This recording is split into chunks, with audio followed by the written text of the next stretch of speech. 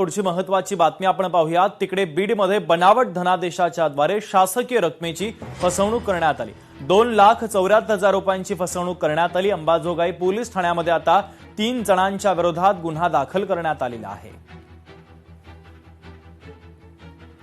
Mumbai crime ब्रांचने मोठा खुलासा केला। 5 वर्षापूर्वी मित्राच्या हत्येप्रकरणी 4 आरोपींना अटक केली। रस्ता अपघाताचा खोटा बनाव रचण्यात आलेला होता। या संबंधित प्रकरणाचा खुलासा आता क्राईम ब्रांचने केलेला आहे। आणि सदर हे जे 4 आरोपी आहेत यांना आम्ही सिंधुदुर्ग पोलिसांना हँडओव्हर करत आहोत।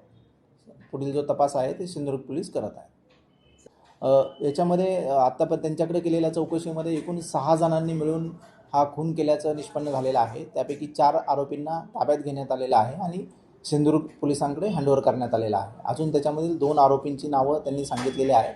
त्या 2 आरोपींना अजून ताब्यात घेतलेलं नाही। राष्ट्रवादी काँग्रेस पक्षाच्या 27व्या वर्धापन दिनाच्या निमित्तानं आयोजित करण्यात आलेल्या कार्यक्रमाला पक्षाच्या माजी महिला प्रदेश अध्यक्षा रुपाली चाकणकर यांच्या अनुपस्थितीमुळे राजकीय वर्तुळामध्ये सध्या जोरदार चर्चा रंगली आहे। अशोक खरात प्रकरणानंतर रुपाली चाकणकर यांनी आपल्या पदाचा राजीनामा दिल्यानंतर एकाही सार्वजनिक कार्यक्रमाला त्या उपस्थित राहिलेल्या नाहीयेत।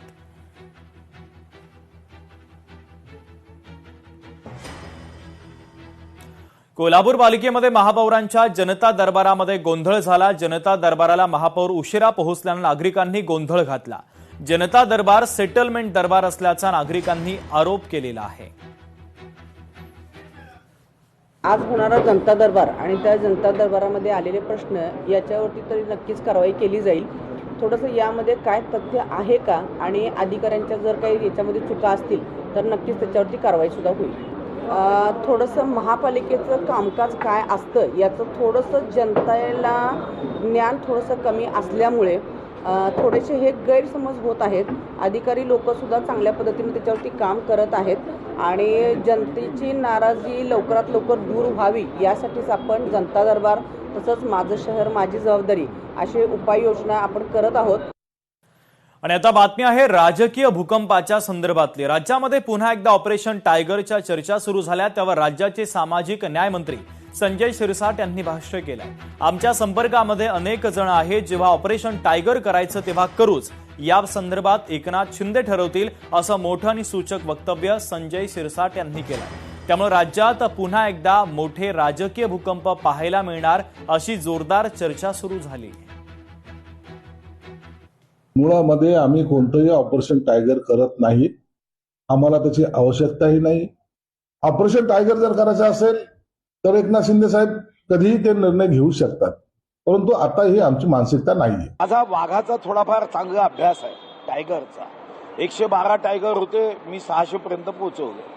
आणि ऑपरेशन टायगर जेव्हा केव्हा होते तेव्हा ते कधीच असफल राहत नाही। टायगर जेव्हा शिकार करायला जातो तेव्हा कदाचित पहिल्या झटक्यामध्ये त्याचा पंजा लागत नाही, पण दुसऱ्या झटक्यामध्ये त्याची तो शिकार करण्यामध्ये यशस्वीच होतो।